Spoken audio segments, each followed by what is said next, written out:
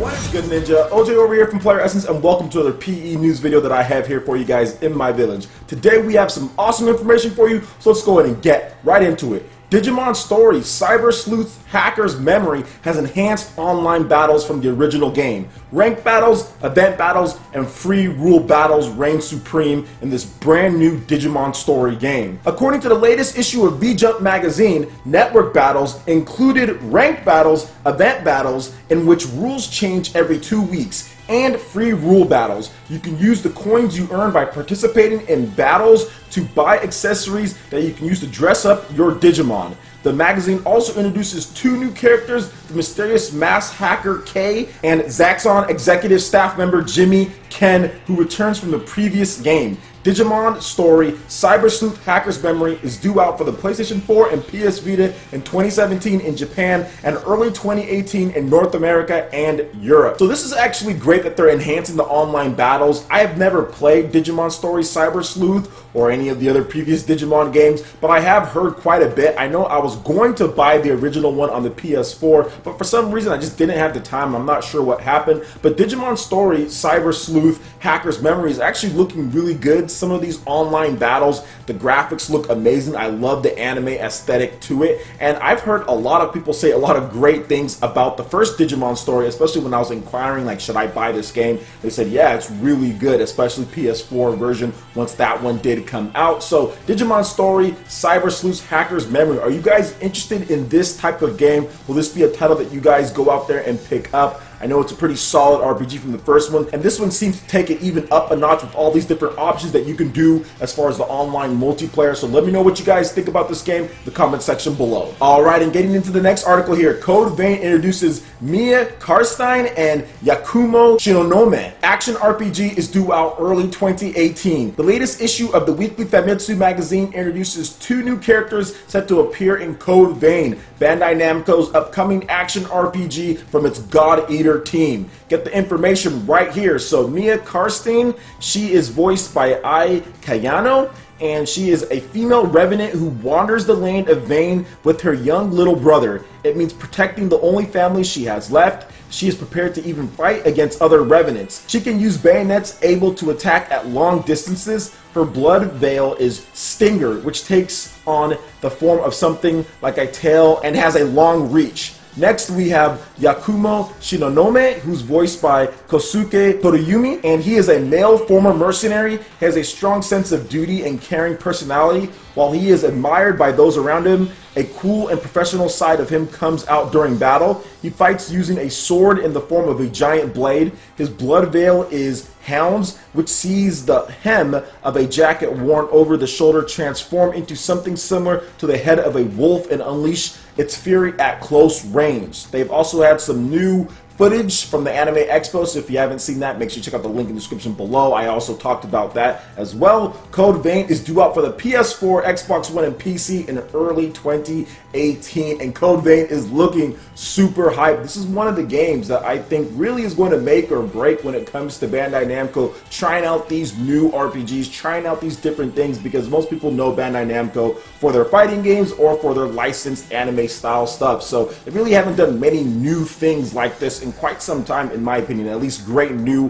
RPGs. So it's going to be interesting to see if this game actually takes off. It's Unreal Engine 4, kind of has a Dark Souls aesthetic to it. Some of the gameplay looks a little rough beginning out, but they're still working on it. I think it's going to be ironed out and look really good once it's all said and done. And obviously with the Unreal Engine 4, you know that they were able to really optimize as far as what they can do with this game, getting the hang of everything that they need to do within the combat of the game, not have to really worry about making a brand new engine or using stuff like that. They have a very flexible engine that they can just use that many developers find easy to work with. So I'm looking forward to this. I think this is going to be a great RPG. I'm looking forward to more action RPGs from a lot of these Japanese developers. We're seeing some great stuff from different developers here and there, and Code Vein could be one of those breakout titles in 2018 when it comes to brand new IPs. Alright, and moving on to the last article here. BioWare's general manager Aaron Flynn has departed, and Casey Hudson, the original, the OG, is back at it. Hudson returns after 3 years gone from the company. So BioWare's general manager Aaron Flynn will leave BioWare at the the end of July, and former general manager Casey Hudson,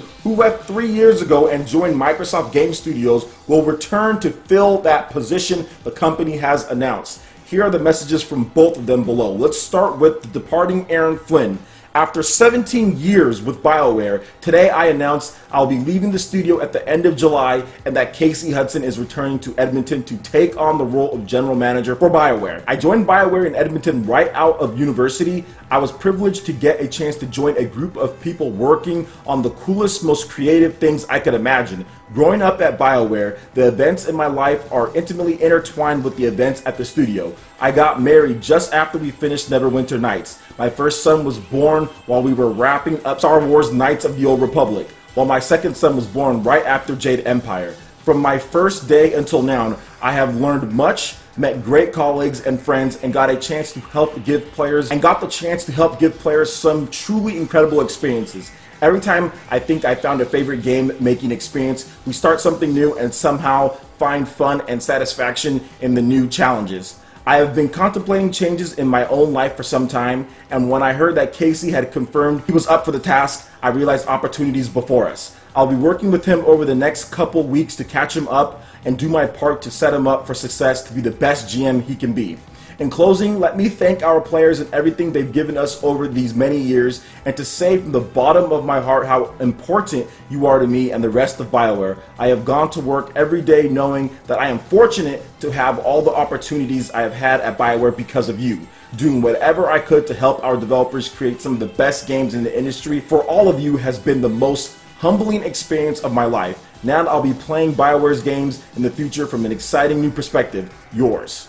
Now here is a message from the arriving Casey Hudson. Almost 20 years ago, I decided to apply for a job as a technical artist at a local video game company in Edmonton. Young and fresh out of university, I'm not sure what I expected it to lead to, but it was the beginning of a career full of experiences and shared accomplishments I could never have dreamt of. So when I left Bioware 3 years ago, it was the most difficult decision of my career. I needed some time off, needed a bit of change, and wanted to get involved in a new wave of disruptive technologies that were emerging. The last few years have been transformative for me.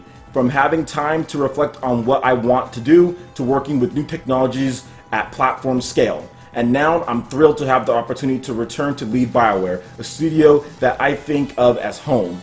I'd also like to wish my good friend Aaron Flynn the very best in the future. Aaron and I have worked together from the earliest days of Star Wars Knights of the Old Republic to settling the foundation for Anthem. We've been through a lot together, and we're going to miss his presence at the studio.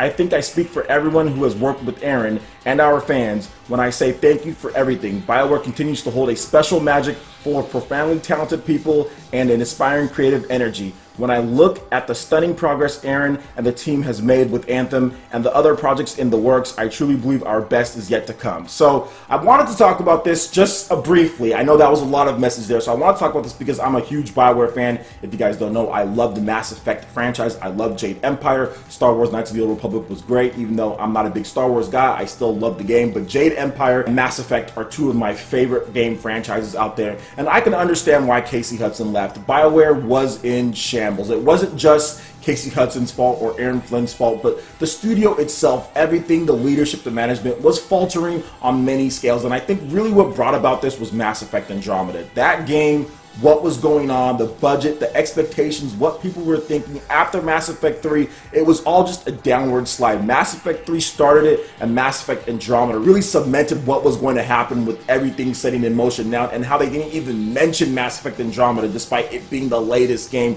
They just talk about Anthem, and Anthem is a new beginning for Bioware. They're trying to start fresh when it comes to things. There's been a lot of shuffling within the company when it comes to employees, when it comes to people going in and out, what's going down. EA is obviously saying, hey, let's kind of clean house a little bit when it comes to this development studio, and they're pretty much starting anew. I think Anthem looks great, but we still need to see the actual game. I remember Mass Effect Andromeda, when they were first showing it, it kind of looked good, but then there were little things here and there. So we still need to wait and see on Anthem, although I do feel that it is going to be a better game than Mass Effect Andromeda, at least at first. So we'll see what happens. I think that this, as far as bringing Casey Hudson back, he's obviously done great things at Bioware, and so has Aaron Flynn. And I wish both of them the best. I mean, I'm not sure what Aaron Flynn's going to do, but I'm pretty sure he's going to have many companies calling for his services because he's done a great job at Bioware. He's talked about all the different games that he's worked on. So Casey Hudson, he has a big task in front of him. Obviously, they need to bring Bioware back to the forefront because, in my opinion, Bioware was actually one of the top studios that can almost rival maybe one of Nintendo's own EAD studios when it comes to creativity, when it comes to gameplay. Jade Empire, KOTOR, Mass Effect, those games are highly innovative, a lot of great stuff in there. Casey Hudson could bring back the determination that they had back in the day, but we still need to wait and see how Anthem turns out and what they do with the Mass Effect franchise, because I think that they really need to start laying the groundwork as far as what they're going to do next with Mass Effect 2 as well. I think that's also why Casey Hudson was brought back. Maybe he'll be given the complete control in order to steer back the Mass Effect franchise too, in addition to making sure Anthem goes smoothly as far as the launch and everything like that. So let me know what you guys think about all this news here. I'd love to hear you guys' thoughts when it comes to Bioware, when it comes to Code Vein, and of course Digimon Story, Cyber Sleuth, Hacker's Memory. Alright guys, that wraps it up for this video here. Go ahead and check out the links in the description below. We've got Facebook, we've got Twitter. Follow us on social media. It helps us spread the content of PlayerEssence across the interwebs in addition to YouTube. Also make sure you check out our Patreon page. Pledge any tier, be entered in to win some awesome prizes. In addition to that, we have Discord voice chat and $10 prize eShop tournaments for Mario Kart 8 Deluxe. We'll have Splatoon 2, ARMS, and so much more. So support PE Live and PE Arena right here on PlayerEssence. Also, make sure you hit that like button if you did like this video. Lets me know you guys want more content like this going forward in the future. And subscribe to PlayerEssence for the latest news, reviews, discussions, and more. Thank you so much for watching, and we'll catch you, Ninja, in the next video. Peace.